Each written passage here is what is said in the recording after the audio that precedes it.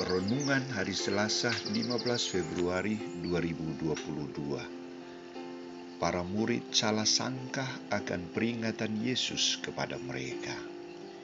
Bacaan pertama diambil dari surat Rasul Yakobus bab 1 ayat 12 sampai 18 dan bacaan Injil dari Injil Markus bab 8 ayat 14 sampai 21.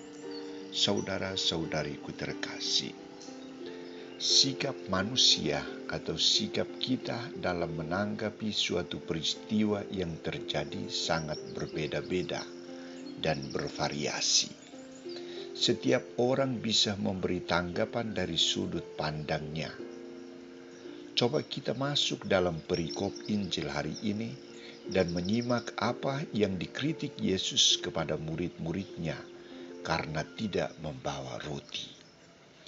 Isi peringatan Yesus adalah berjaga-jagalah dan awaslah terhadap ragi orang Farisi dan ragi Herodes.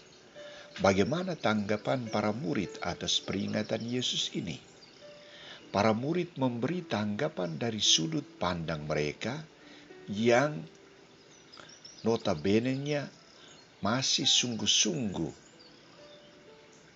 tidak memperhatikan situasi yang mereka harus dipersiapkan dalam perjalanan. Mereka lalai karena tidak membawa roti. Maka jawaban mereka adalah, itu dikatakannya karena kita tidak mempunyai roti. Peristiwa pergandaan roti yang menakjubkan dan peringatan Yesus mengarahkan mereka untuk memberi tanggapan demikian. Para murid memberi jawaban demikian karena mereka tidak mengerti apa yang dimaksudkan oleh Yesus.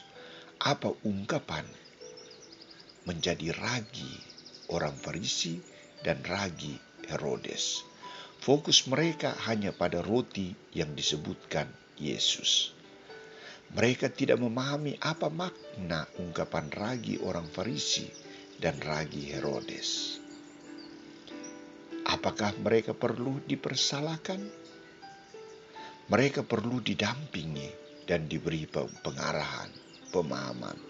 Maka sikap Yesus sebagai seorang guru yang baik dan bijaksana coba memberikan jawaban. Yesus berbicara bagaimana peran ragi dikaitkan dengan sikap hidup manusia dan pengaruhnya. Dua kelompok yang disebutkan Yesus adalah kelompok yang sangat berbahaya dan berpengaruh besar dalam hidup masyarakat. Kelompok Farisi akan berusaha untuk mempengaruhi orang lain, termasuk para murid, dengan praktek tradisi Yahudi yang kaku, mematikan, dan akhirnya melalaikan inti dasar dari hukum itu, yakni cinta kasih. Dan kelompok Herodes dikaitkan dengan jiwa sekularisme dan keduniawian. Akibatnya, sabda Tuhan tidak akan berakar dalam hati manusia dan efeknya mereka akan berbalik untuk melawan Kristus, menentang ajaran Kristus. Dua pengaruh ini digunakan oleh Yesus untuk memperingati dan mengajarkan para muridnya. Tujuannya agar mereka tidak bersikap seperti orang Farisi dan Herodes yang sudah mendengar, melihat, dan mengalami karya besar yang diperbuat oleh Yesus, tetapi tidak percaya, malah meminta tanda lagi. Karena itu ia meminta mereka agar senantiasa membuka mata untuk melihat secara sungguh segala yang telah dikerjakan Allah. Membuka telinga untuk mendengar segala perintah Allah dan membuka pikiran untuk mengerti serta membuka hati untuk menyimpan semua sabda dan kebaikan rahmat Allah di dalamnya.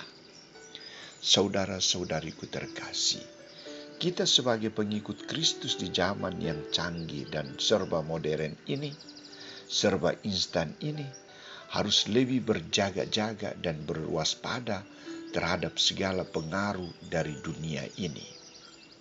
Banyak pandangan yang akan mempengaruhi orang untuk menjadikan sabda Allah tidak mempengaruhi hidup manusia, dan ketaatan terhadap iman dilenturkan. Untuk apa harus ke gereja? Di rumah kan kita bisa berdoa. Untuk apa harus mendengarkan sabda Allah? Mendengarkan khotbah pastor di gereja. Di rumah kan kita bisa membaca dan merenungkan kitab suci. Untuk apa harus ada bantuan sosial? Biarlah ia berjuang sendiri untuk hidupnya. Kita juga harus hati-hati karena saat ini muncul banyak nabi palsu yang hadir untuk mengganggu dan menghancurkan adat istiadat, iman dan moral kita. Mari kita membuka mata untuk melihat, membuka telinga untuk mendengar yang baik dan benar, dan membuka pikiran serta hati untuk menentukan dengan sikap bijaksana apa yang harus kita ikuti, sehingga kita tetap hidup sebagai orang Kristiani yang baik dan benar sesuai dengan ajaran Yesus Kristus sendiri.